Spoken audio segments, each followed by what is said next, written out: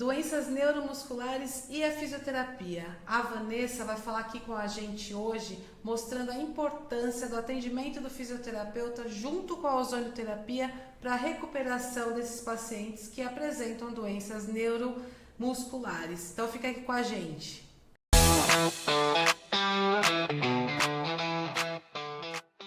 Fisioterapeuta Vanessa Amélia. Tem mais algum nome além de Vanessa Amélia? De Souza. De Souza. De Souza. Graduada em fisioterapia há 15 anos, especialista em doenças neuromusculares pela Unifesp e também especialista em ozonioterapia.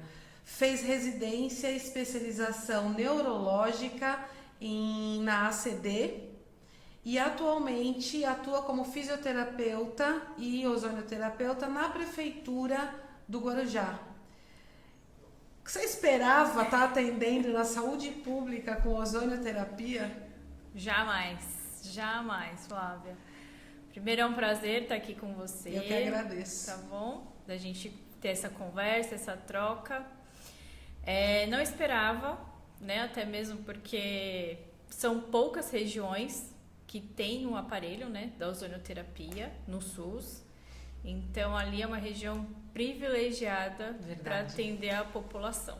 Exatamente. Para quem não sabe, a Vanessa foi minha aluna em um dos cursos que ela fez de ozonioterapia e foi interessante porque ela sabia que tinha o aparelho na prefeitura, mas ninguém sabia usar. E aí você falou, não, opa, já que o fisioterapeuta pode, então eu vou atrás para aprender. E um dos cursos que ela fez foi comigo. E dali pra frente teve uma mudança na sua vida depois do curso que você fez comigo? Porque até então você tinha medo. Muito medo. E perdeu o medo depois do curso? Porque assim, o curso de vocês foi um diferencial, um divisor de águas. Que bom saber disso. Porque era tudo muito mecânico, sabe? O uso da ozonioterapia, a gente não pensava tanto, era um protocolo muito certinho, né? E com o curso que você deu, que eu fiz com vocês, mudou assim da água para o vinho, porque a gente acabou tendo raciocínio com cada paciente, entendendo a necessidade de cada um, de forma individual, questão de protocolos, né? Da dosagem. Então isso fez toda a diferença como ozonioterapeuta.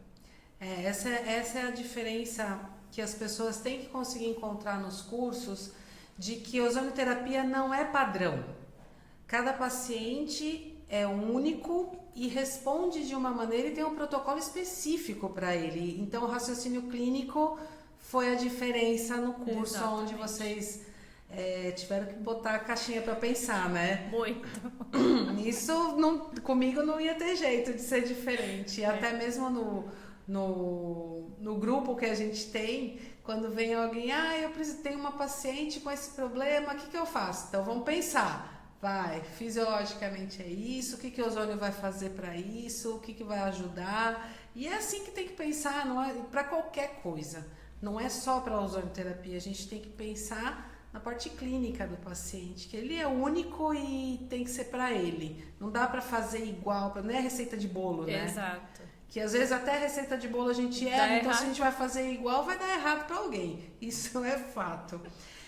Mas assim, você se especializou em doenças neuromusculares. O que te chamou a atenção nessa especialização? Por que você foi para esse caminho?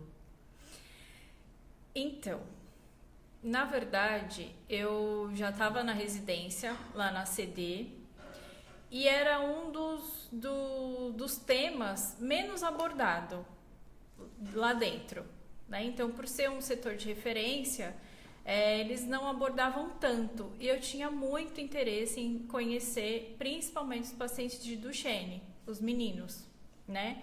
Porque, de onde surgia, o que tinha acontecido, qual o fator genético, como assim a doença aparece, né, de uma forma tão rápida numa criança e evolui de forma tão severa e as mães perdem esses meninos. Então eu comecei a me interessar mais por conta disso. Era uma doença fixa, eu tinha fixado só Duchenne. Quando eu fui fazer a especialização, eu vi que não era só isso, né? O que é o Duchenne? Duchenne. Duchenne, o Isso. que é? É uma distrofia muscular, só que ela é voltada para quem acomete são os meninos. Então, assim, quem leva o gene da doença é a mãe que é a portadora, mas se ela tem filhos do sexo masculino, os meninos que desenvolvem a doença. Se a mãe tem o gene, mas tem só mulher, ela nunca vai saber que ela tem esse gene. E causa alteração... Causa alteração motora e cognitiva. Desde bebê? Então, elas percebem assim, por volta dos 5, 7 anos. São crianças que vão andar, vão correr, só que chega uma etapa do desenvolvimento que eles regridem. Então, assim, eles começam a cair, eles caem e não conseguem levantar. Então, eles chamam sinal de Gowers, né? Que é aquele que o menino, né, a criança, ela cai e aí a hora de levantar ela vai se escalando na perna, porque perde muita força de cintura escapular e cintura pélvica. Então, tem essa dificuldade. E aí, progride. Então, são crianças que param de andar, vão para cadeira de rodas, têm problemas respiratórios, né? Muitos evoluem com escolioses muito severas. E essa evolução é rápida? E essa assim, tem crianças que chegam à idade jovem, de 18, 20 anos, mas não evoluem mais que isso. Por conta da parte respiratória. Entendi. Né? Porque precisa do diafragma, da musculatura, e eles não têm essa força muscular. Então assim, a gente via mães que tinha 3 crianças, os 3 meninos, todos com a mesma doença. Nossa, quanto sofrimento. Sim. E aí te encantou esse me lado encantou de você entender um pouco mais para poder ajudar mais essas pessoas. E aí, no meu trabalho, inclusive, do TCC, da pós, eu fiz com os Duchennes e fiz com as mães, né? E assim, a parte cognitiva e emocional das mães. Então, elas acabam se preparando para aquilo, de uma certa forma, porque desde sempre é falado da doença, como que é a evolução dessa doença. E os meninos, eles têm um atraso cognitivo. Então, muitas vezes, eles não sabem nem o que está acontecendo com eles. É muito interessante, assim, essa parte, sabe, do cognitivo. Porque eles vão evoluindo normal, fase, né, de criança, tudo, entram na escola, estudam, chega uma hora que eles não evoluem aquilo. Eles não têm noção do que está acontecendo, da doença. Mas a parte cognitiva é só relacionada à doença ou tudo. Ao mundo? Ao mundo. Param mais ou menos em que idade? Uns 10, 11 anos, mais ou menos. Então, assim, são meninos que jogam videogame, que interagem, conversam, tudo, mas você percebe que eles são atrasados, né? Cognitivamente, eles são atrasados. Aí tem etapas que eles não conseguem pular de série, certo, né? Não vão para as próximas séries. E aí você se encantou pela neuromuscular? Por isso. E como dizia o meu pai, uns gostam dos olhos, outros das remelas, né? Exato. E acho que nós duas gostamos das remelas, não tem jeito. Até hoje minha mãe fala, Vanessa, como que você entrou num negócio que a evolução... estaciona. Não existe a evolução. Mas assim, proporcionar qualidade de vida... Exatamente. Sabe, para todos eles, né? Porque tem o Duchenne, tem Becker, tem doença de cinturas, tem esclerose múltipla, tem a ELA.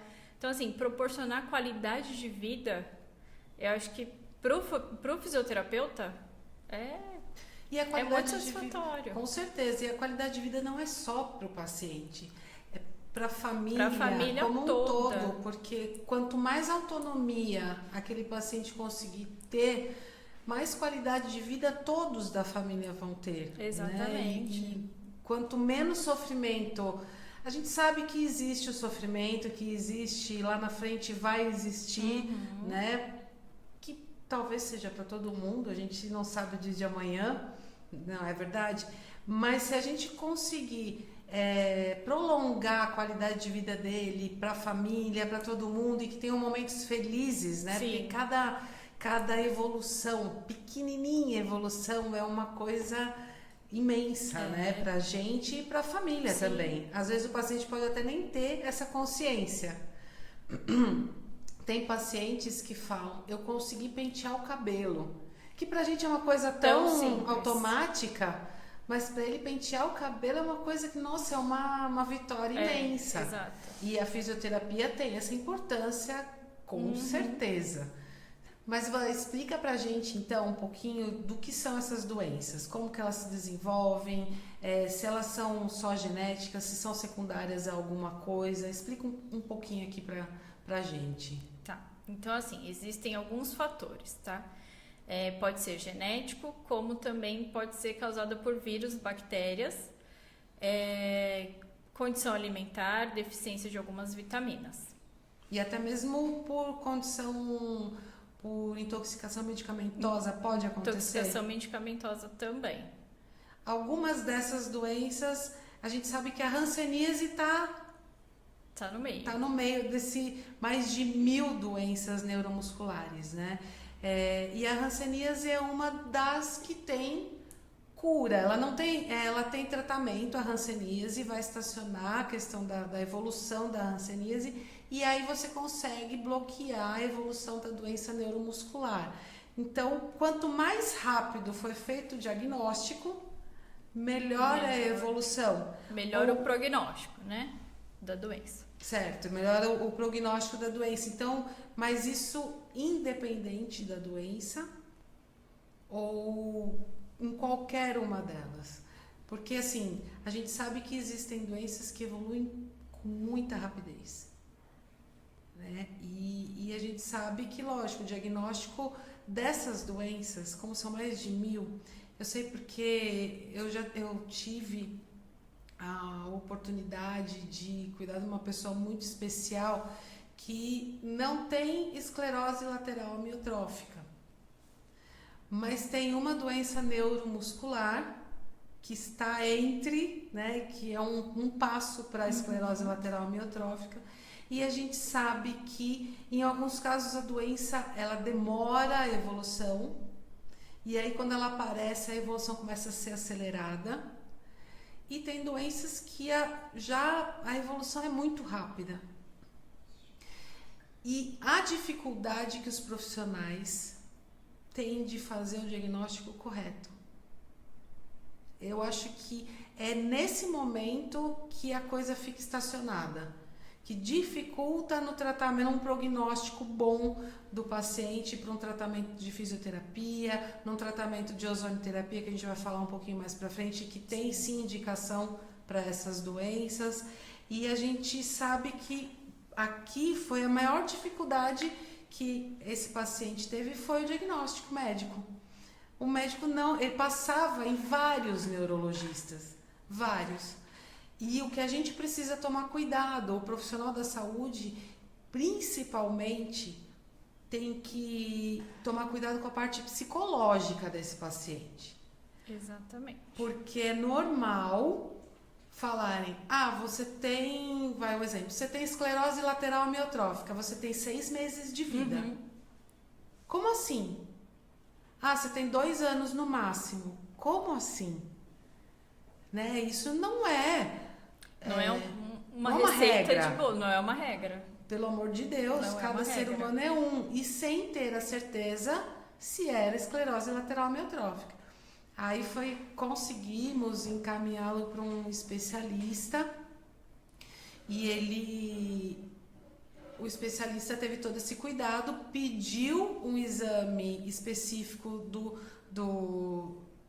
da genética, né, dos códigos genéticos dele, e aí deu exatamente aonde estava o problema e mostrou que não chegava a ser esclerose lateral amiotrófica, mas estava um passo antes da evolução de esclerose lateral amiotrófica.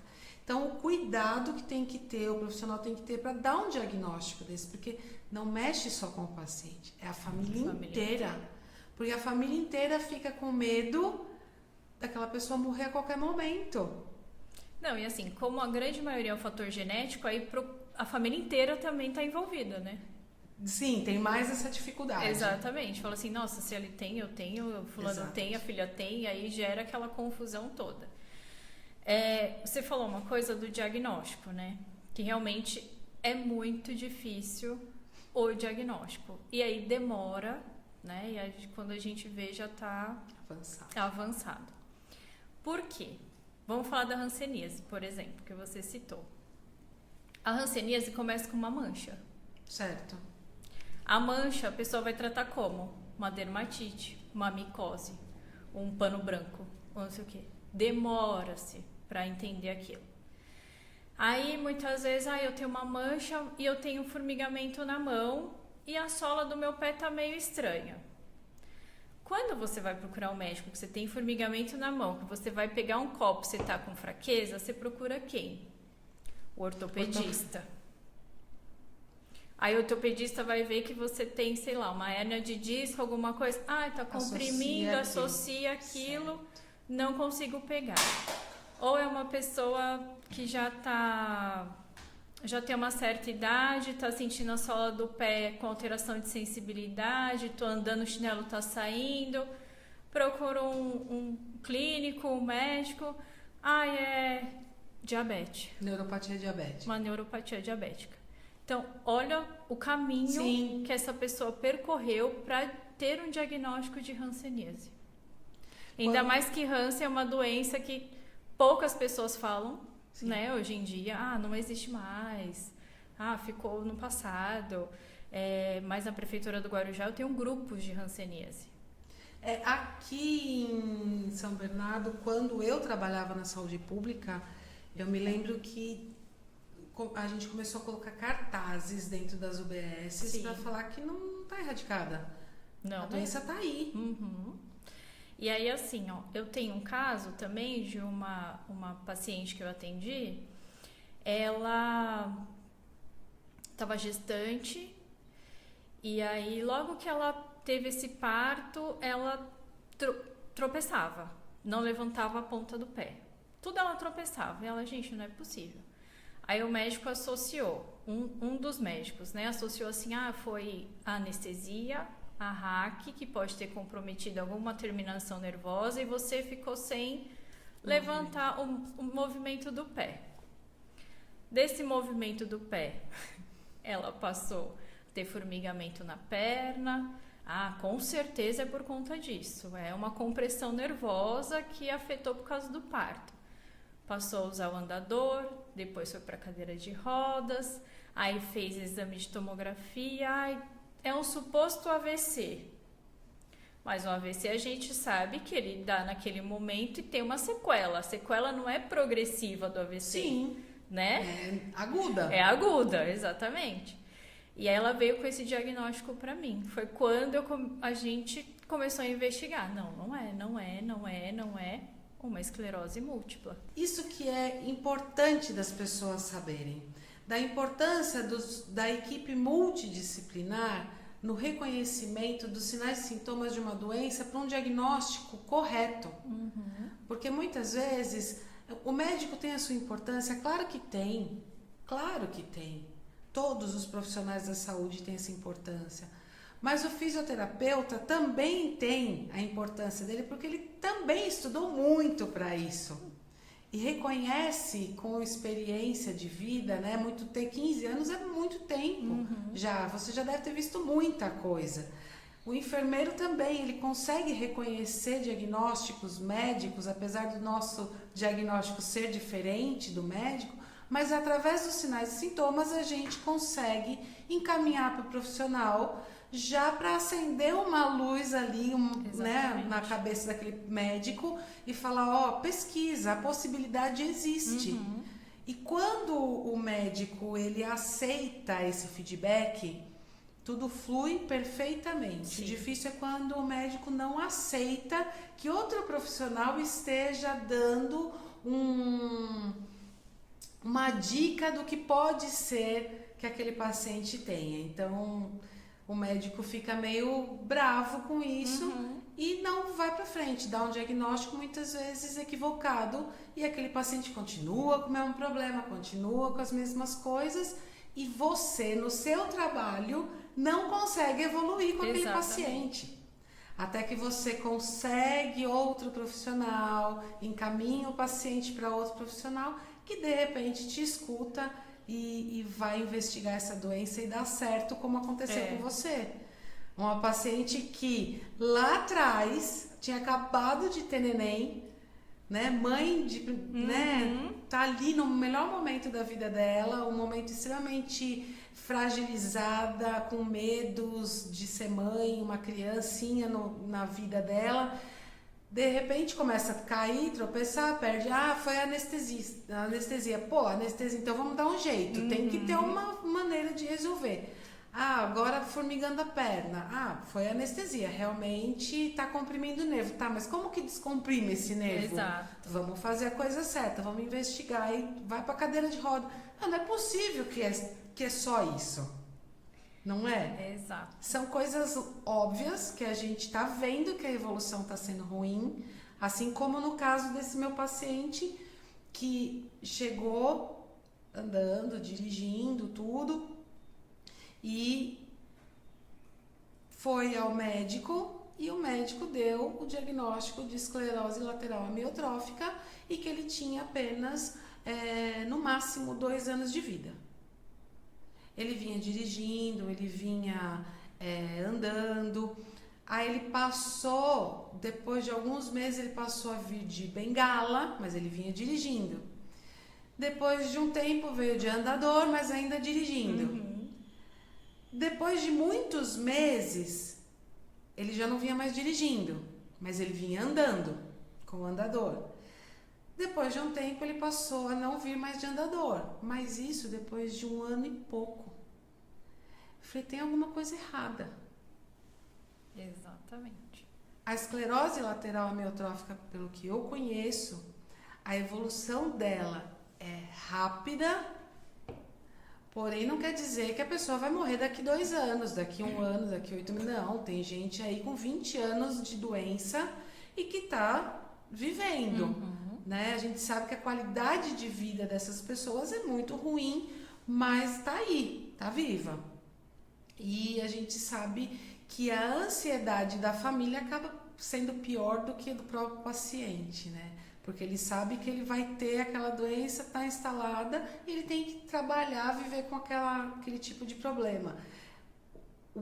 A importância da família nesses pacientes, para você, fisioterapeuta, que acompanha muito, qual é? É fundamental, mas qual é a importância realmente que o paciente na recuperação?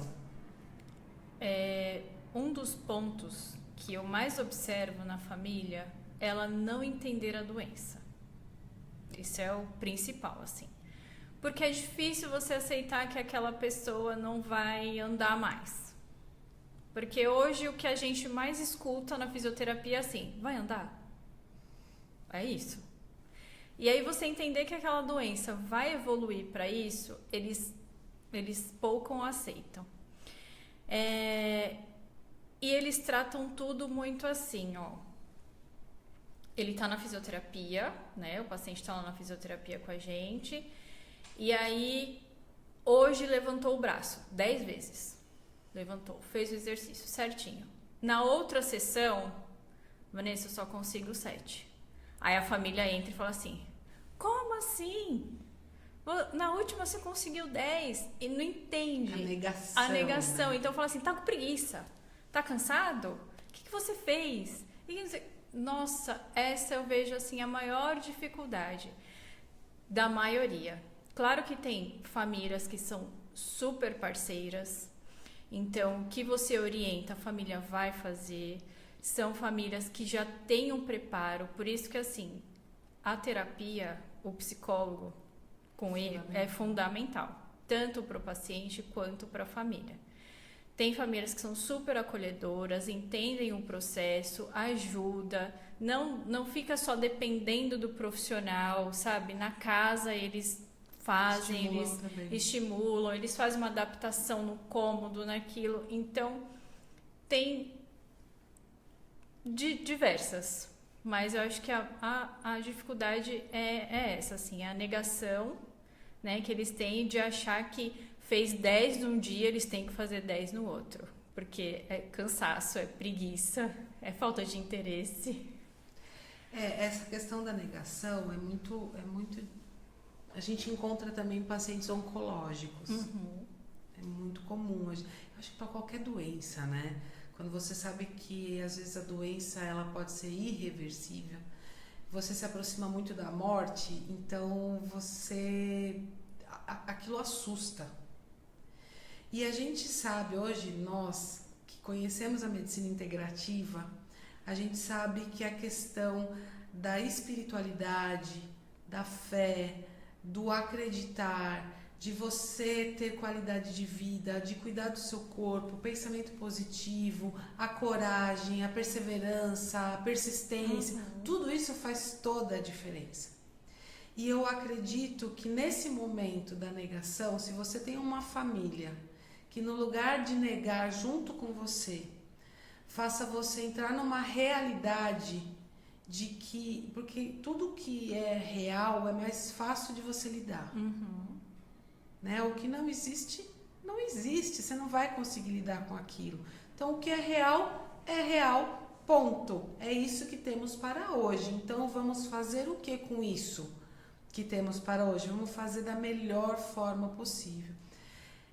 Os pacientes ficam nessa negação, idealizando uma coisa que às vezes não vai acontecer. Milagres existem? Existem, a gente sabe que existe, mas não é a gente que faz.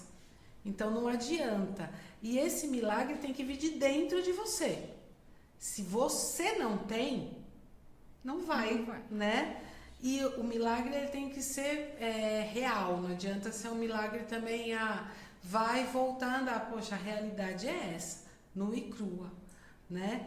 O milagre, ele acontece da maneira que você leva aquela vida daquela maneira. Então, eu vejo que a negação, ela é por medo, muitas vezes, da família. Medo de diversas situações. Primeiro, de perder aquela pessoa. Segundo, medo daquela pessoa ter a dependência 100% de você.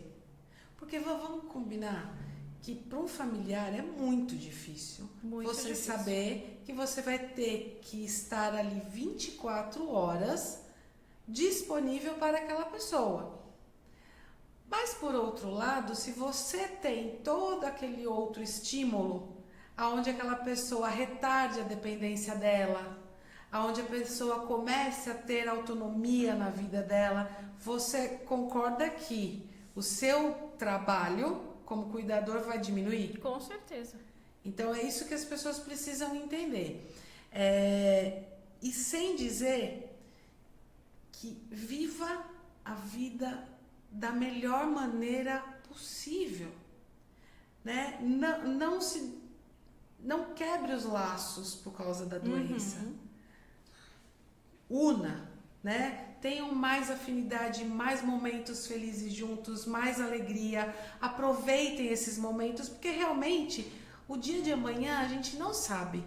Muitas vezes a pessoa que está doente fica e o que está cuidando morre e vai antes.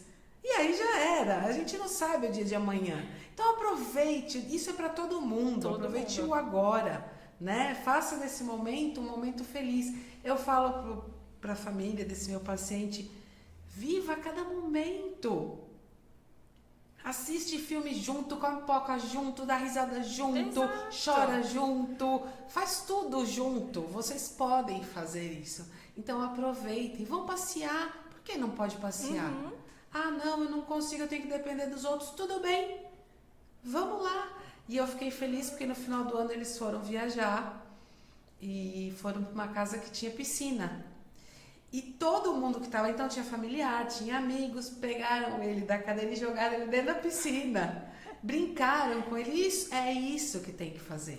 Exato, porque assim, o cognitivo está preservado. Exato. Então assim, você incluir, né, em todas as atividades de casa, tudo bem, é difícil, a gente entende. Sim. Mas não deixar, né, essa pessoa excluída de um convívio familiar. Do mundo, né? Do mundo. Não, vamos sair, a gente dá um jeito, a gente leva, a gente faz. Hoje tem diversos recursos, diversas cadeiras, né? Então é difícil a aquisição, mas sabe, não é impossível. Não é impossível. Não é. Né? Então, o que a gente vê também são casas que, é doente, tem um quartinho separado, né? Exato. Não faz isso. Vai comer na cama. Não faz isso. Deixa aquela pessoa ali, porque ela é da família, né? Ela tá presente ali, né? Independente ela tá viva, ela entende, né? Ela tá entendendo, ela conversa, perde a fala, mas ela tá ali, presente. Exatamente. Né? Então, acho que é fundamental não ter forma nenhuma de exclusão da parte da família por conta disso. A gente luta tanto hoje por inclusão, Exato. Né? E a gente tem que ter realmente, porque tudo isso faz a pessoa ser estimulada. Uhum. Isso é muito importante. É interessante que o que, para mim, eu que trato de feridas, né, cuido de feridas, é muito interessante que ver um tecidozinho de necrose que foi embora e está aparecendo um tecido de granulação, eu falo, nossa, que lindo, que evolução maravilhosa. Mas para o paciente, não. A ferida está lá ainda. Não, então ver a beleza nas pequenas coisas, nas pequenas evoluções, como a gente profissional vê, porque é uma vitória quando acontece de um paciente seu conseguir dar um passo que ele não conseguia, né, de ficar em pé. Com certeza. Então as pessoas dentro de casa têm que passar por isso também. Os sintomas, o que você orientaria para as pessoas? O que observar para procurar logo um profissional, para que não seja demorado o tratamento, né? Para que tenha um prognóstico melhor. O que você orienta? Observa isso, observa aquilo. O que você diria? Claro que assim, tem algumas pessoas que já têm membros na família, né? Então fica mais fácil de ter essa observação. É igual um paciente com diabetes, se eu tenho um pai com diabetes, eu vou procurar. Mas as pessoas que não têm, a grande queixa é a marcha. Então assim, eu tô andando na rua e não sei porquê, mas eu tropeço toda hora e caio. Parece que o buraco me persegue. Então assim, pessoas que têm quedas frequentes por volta aí dos seus 35, 40 anos, né? Não é normal ter quedas frequentes por falta de equilíbrio ou porque não viu um buraco, né? Tem muita queixa de formigamento realmente, assim, eu tenho um formigamento na mão, eu tenho um formigamento no pé, que não sei dizer, não sou diabético, não tenho compressão nervosa, então assim, observar bem essas questões de alteração de sensibilidade. Então fui fazer um café, peguei, caiu, ou então não estou sentindo o quente, o frio, são sinais que a gente precisa observar. Muitas pessoas apresentam questões de fala. Então assim, eu já acordei e fui conversar, nossa, minha voz saiu tão baixinha, fininha, sabe? Deu um pigarro estranho que não tinha com frequência. Então assim, observar essa questão também da fala. Às vezes você tem um tom de fala e esse tom vai diminuindo, vai ficando mais baixinho. Então é uma questão de observar também. Os principais sintomas são esses, assim, de início. E o especialista é o neurologista. Sempre procurar um neurologista. Muitos procuram um ortopedista, né? Muitos procuram ortopedista. E aí Muitos. Não é da prática clínica, né, deles, então não tem nem como. Alguns, claro, que tem um olhar diferente, mas tem outros que são mais voltados à parte deles, né? Ortopédica mesmo. Então vamos falar que é uma neurológica. tendinite, uma bursite, uma síndrome do túnel do carpo, porque é a grande maioria, né, que a gente encontra. Então, tô com fraqueza na mão, é uma síndrome do túnel do carpo. Sim. Vou tratar aquilo. E quem não tem hoje uma tendinite? Exatamente, uma bursite, uma artrose, Pela uma quantidade artrite. de trabalho que a gente faz hoje, né? Quem não tem uma fraqueza? Quem não tem movimentos repetitivos, né, Exato. durante o dia, ainda mais com celular, computador, É, mouse, então. isso tudo faz a gente ter dores que a gente nem sabia, Nem que sabia que existia. tem, exatamente. E a gente sabe que nessas doenças, a gente tem na medicina integrativa, que é a nossa praia, a gente tem tem tratamentos complementares. Sim. E um deles é a ozonioterapia. Abrimos até um sorriso agora, claro. né? Ficamos até felizes de falar nesse assunto. A ozonioterapia, para quem não conhece, é um tratamento complementar na medicina integrativa. Para complementar o quê? Complementar qualquer tipo de tratamento que você estiver fazendo. Então, seja na medicina moderna, medicina ayurvédica, medicina chinesa, qualquer tratamento, a ozonioterapia, ela vai complementar esses tratamentos. Ah, mas vai complementar como? Exatamente como a gente vai explicar a questão de ajudar o seu corpo, o seu organismo, a receber o tratamento que você está tendo com maior eficácia. Esse corpo se preparar para receber a medicação e saber usar essa medicação da forma correta. Porque o nosso organismo está tão inflamado, que ele não consegue utilizar as medicações ou o que seja, um fitoterápico, uma medicação alopática, uma medicação homeopática da maneira correta. Ele não vai fazer um bom uso daquele tratamento.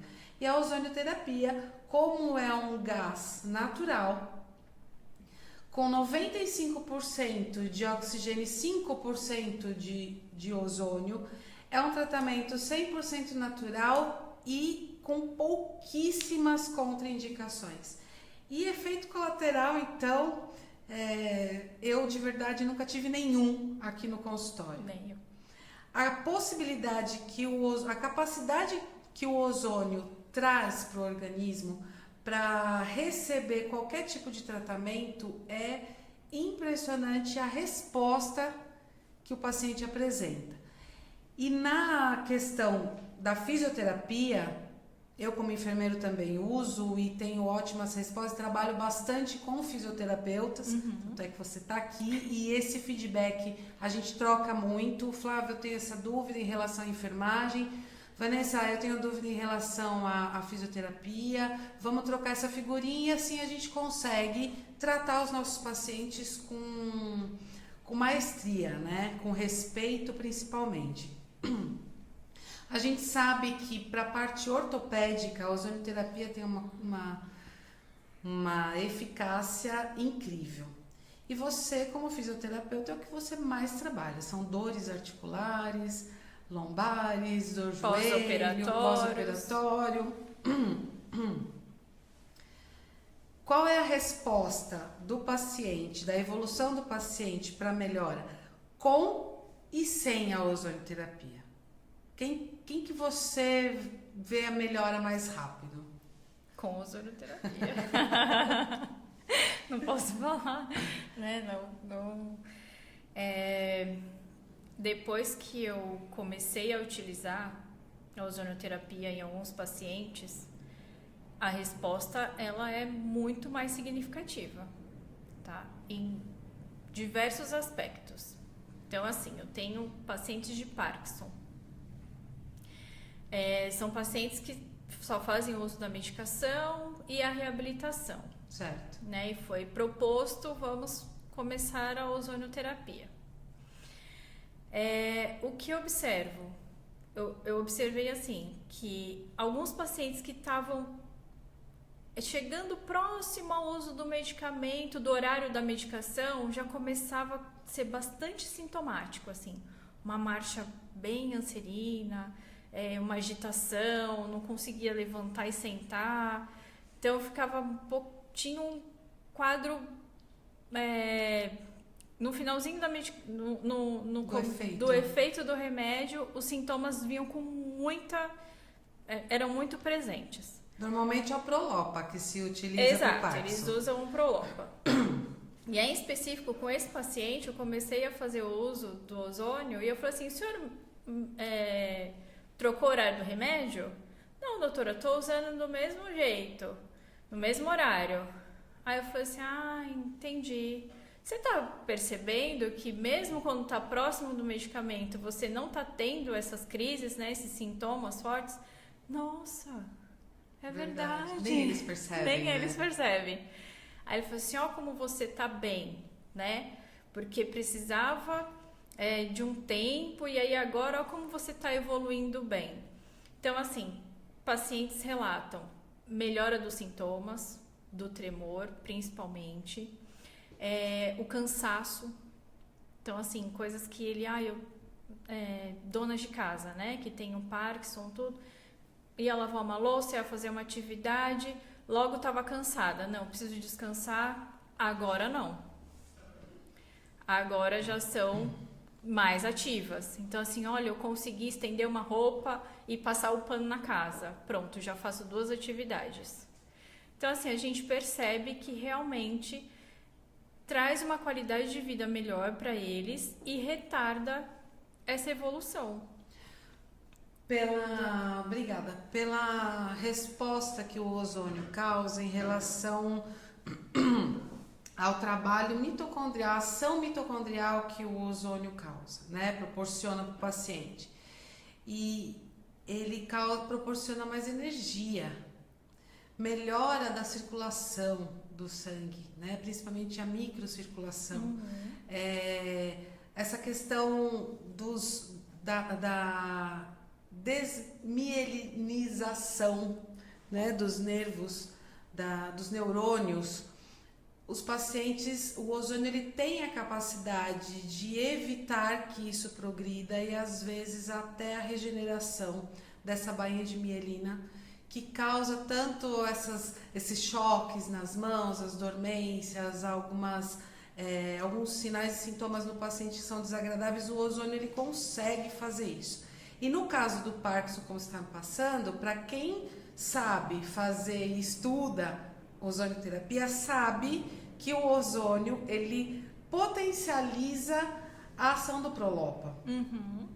Então, se ele potencializa, mas ele potencializa como? Fazendo também com que o organismo utilize com maestria essa medicação que é para o tratamento do Parkinson. Então, é uma vantagem enorme para o paciente. Como nesse caso, estava acabando o tempo da medicação, que às vezes começa a ficar cada vez mais curto, né? Antes, 1 hora antes do período já começava, depois 2 horas antes do período de acabar já começava o sintoma e vai diminuindo cada vez mais. O ozônio faz com que a medicação cumpra o seu papel até o final. É uma vez por dia que eu vou tomar, é a cada 12 horas, então ele vai funcionar 24 horas ou às 12 horas, até começar. Ele deixa o platô da medicação sempre em alta. Exato. E isso para o paciente é maravilhoso, porque reduz sintomas e está tratando realmente a doença. E foi o que eu observei também na minha paciente com esclerose múltipla. Então, ela veio de um surto, e aí quando ela estava em remissão, entrou com já estava fazendo a soroterapia, recebeu alta, começamos o tratamento de ozônio. Ela veio com a medicação e aí percebemos isso, que o ozônio potencializou essa medicação que ela estava fazendo esclerose uso. múltipla também. Também. Olha que maravilha. Exatamente. E a recuperação dela foi muito interessante, porque ela veio com uma paralisia de face, não tinha movimento da mão e o pé também. Tanto que na primeira sessão eu já falei, vou te dar uma bengala, porque daqui você não vai sair sem a bengala. Tá bom, ela foi pra casa, fizemos a sessão de ozônio, aí na próxima sessão ela, já não tô usando mais a bengala. Olha que maravilha.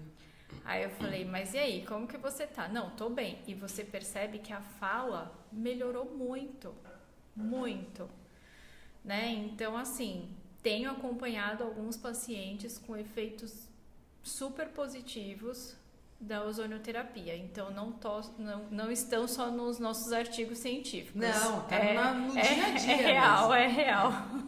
Você sabe que eu tive uma paciente que hoje já dei alta para ela, e ela quis fazer o tratamento de ozônio porque ela tinha dor no joelho. Sabe, o ozônio tem disso, né? Você mira numa coisa e acerta outra. Só que há muitos anos ela tinha tido paralisia facial e ela ficou com uma sequela no olho, do olho fica mais fechadinho. Uhum. E ela tinha um pouco, a pálpebra caiu, sabe? Então ela tinha um olho mais fechado do que o outro.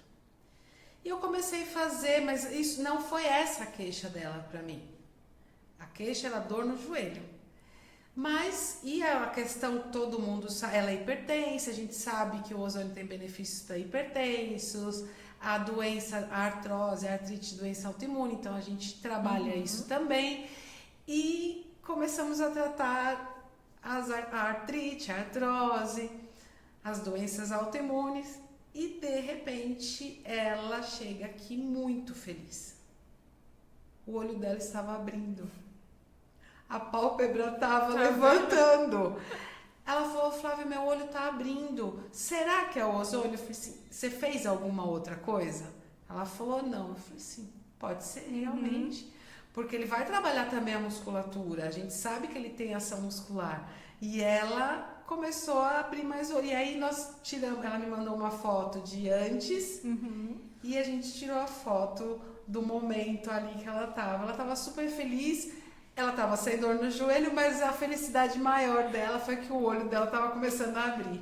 Exatamente. Porque esteticamente também ajudava para ela. Então a gente sabe que o ozônio ajuda muito em várias doenças, né? Mais de 300 doenças aí, a gente já sabe que o ozônio já está mais que comprovado que ele ajuda. É para todo mundo? Não, não é para todo mundo. A gente sabe que tem limitações.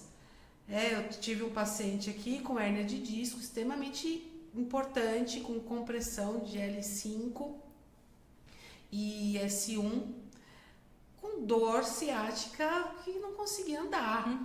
Né? A gente tira a fase aguda do paciente, mas existem situações que não tem como, o ozônio não vai fazer milagre, ele vai trazer qualidade de vida para o paciente, mas em algumas situações, se é cirúrgico, tem que tomar remédio, tem que tomar remédio. A gente nunca vai tirar esse tipo de tratamento quando a gente faz ozonioterapia. Porque é complementar, né? Exatamente, então é complementar. E é isso que a gente quer que os profissionais da saúde entendam, que os pacientes, as pessoas entendam e que vale muito a pena, assim, só quem faz sabe o benefício que traz. Eu tenho um paciente que fala, nossa, se eu soubesse que era tão bom, eu não tinha demorado tanto. Já tinha feito antes, né?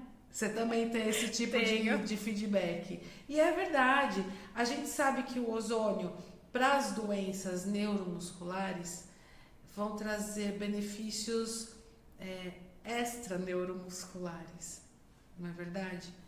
E a gente pode encontrar o aumento, quais são os benefícios? O aumento, vai me lembrando se eu esquecer de algum. Aumento da oxigenação, que sem oxigênio, eu falo, você consegue ficar sem comer, não consegue? Consegue. Você consegue ficar sem tomar água? Consegue. Você consegue sem fazer xixi? Consegue. Sem fazer cocô também consegue. Sem tomar banho? Você consegue ficar sem respirar? Pois é. Não, né? Não dá. Então, o oxigênio é fundamental para a nossa vida, para do planeta, para todo mundo. O ozônio, então, vai oferecer aumento da oxigenação, redução do estresse oxidativo, certo? Redução dos processos inflamatórios, a questão da bainha de mielina, evitar que ela se desmanche, que a doença evolua com muito mais rapidez, vai ativar enzimas antioxidantes, que a gente sabe que em algumas doenças neuromusculares, como o botulismo, que a gente podia falar dele, né? Explica o botulismo, que aí as pessoas vão parar de comer enlatado na vida, de preferência. Exatamente. também é outra doença que todo mundo fala assim, jamais vou pegar, né? Jamais. Pois é. Mas infelizmente está presente, principalmente nos enlatados, né? Aqueles que você vê que tá de uma embalagem duvidosa, um pouquinho estufada, amassada. Palmito, ervilha, milho. Se fala muito do palmito, mas no geral são todos os enlatados, tá? Então deve ter essa preocupação. E o botulismo, ele se dá pela rigidez muscular, né? Por isso que aplicamos o botox. O nosso botox, né? Porque você enrijece aquela musculatura e perde a expressão facial, porque nada mais é que você paralisou, né? Aquela região. Então, ele está aí. Exatamente. Nas nossas vidas. O botulismo, e a gente sabe que ele é causado por uma bactéria. Uma certo? bactéria. E o que o ozônio mata? Bactérias. Fungos, bactérias e vírus. A gente sabe que o ozônio ele ajuda a neutralizar a carga viral, né, a bacteriana. A gente sabe que ele mata mesmo. Vai matar o vírus do HIV? Não, não vai matar o vírus do HIV, mas ele vai ajudar, vai complementar o tratamento com o coquetel, né, com as medicações que são utilizadas para o HIV, a manter esse vírus inativo. Deixar ele quietinho ali, não se manifestar. Esse é o objetivo da ozonioterapia para o tratamento específico do HIV, hepatite B, hepatite C, doenças virais, doenças por infecções de bactérias, e o botulismo é uma delas. E o botulismo faz evoluir para uma doença neuromuscular. A gente sabe que elimina radicais livres, o ozônio. Por que a gente está falando da questão de enzimas antioxidantes, de radicais livres e os enlatados? O que tem a ver isso, né? Tudo que a gente sabe que não foi feito por Deus, que foi feito pelo homem, que tem contato com metais pesados, que a gente sabe que aquela latinha ali tá cheia de metal pesado, tudo que a gente vai consumindo que é industrializado, nós estamos aumentando a quantidade de radicais livres e de toxicidade no nosso organismo. E se eu utilizo a ozonioterapia, eu reduzo tudo isso, reduzindo o processo inflamatório, que são as maiores causas das doenças hoje que a gente... Hoje não, né? Sempre foram, que a gente encontra. Então, a gente não tinha como falar das doenças neuromusculares sem falar da ozonioterapia. E ainda mais trazendo a Vanessa, porque foi minha aluna e está usando a ozonioterapia e está vendo que realmente traz resultados positivos. Sim. O que você diria para esses pacientes, esses familiares, quanto ao trabalho da fisioterapia, que a gente sabe que, assim como a enfermagem, a fisioterapia ainda sofre muito preconceito, muita dificuldade de reconhecimento. Graças a Deus a Crefito está se movimentando também, assim como o Corém, né, COFEM. Os nossos conselhos de classe estão se movimentando para mostrar, e claro, com tudo isso vem mais autonomia, mas vem mais responsabilidade. Isso que os profissionais têm que entender. Você tem mais autonomia, porém você tem mais responsabilidade. Você passou por alguma dificuldade na sua profissão, na questão de reconhecimento, de respeito de outros para com você? Com certeza. Com certeza, assim, não só em ambiente profissional, né? Digo de colegas mesmo, assim, mas familiares, de não acredito no seu trabalho. Até parece que ela vai mexer essa perna. Nunca mexeu, vai mexer agora? Sabe? Então, a gente encontra de tudo. Sim, infelizmente. Né? Infelizmente. Bom, primeiro que em casa, a gente tem que pensar que santo de casa não faz milagre. Sempre foi essa a visão de todo familiar, até que, né, a ozonioterapia foi a mesma coisa. Não, até que alguns familiares sentiram o benefício e não largam mais, não. Minha mãe é uma, que eu não deixo largar, e quando ela fala, vamos fazer, vamos. Às vezes ela quer fugir, mas Mas ela vem. Minha irmã também faz e a gente sabe o benefício que traz para as pessoas. Então, se não fosse bom, não ia falar para minha mãe fazer. Exato. Né? Eu não iria fazer. A gente não iria fazer, né? Exatamente. Mas, Van, eu nesse momento, eu de verdade só tenho a agradecer você por ter vindo. Veio do Guarujá para fazer essa loucura aqui comigo, para levar conhecimento para as pessoas, para mostrar um pouco do seu trabalho. E eu queria saber o que você diria para essas famílias, esses pacientes que passam por tudo isso, com essas doenças tão... que sofrem, né? As pessoas sofrem, a gente sabe que são doenças que judiam do psicológico e do físico. O que você diria para elas? Primeiro, eu amei estar aqui, né? Foi um prazer mesmo. Eu que agradeço. Viria muitas outras vezes do Guarujá para estar aqui. Tá vendo? Eu sabia que você ia gostar. E eu acho que até um ponto que nós já falamos, assim,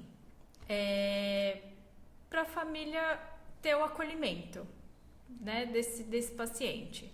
Família, tanto ele, entendemos que a aceitação é difícil, mas hoje temos diversos recursos, né, que a gente consiga aí prolongar, né, esses pacientes aqui conosco, que tenham um prognóstico melhor, que as dificuldades sejam tardias, né? Então, assim, não deixem de procurar um profissional, observem o corpo, e é isso.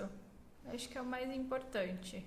Além de observar o corpo e procurar o profissional correto, uma coisa que oriento: não fique protelando, adiando a procura do fisioterapeuta.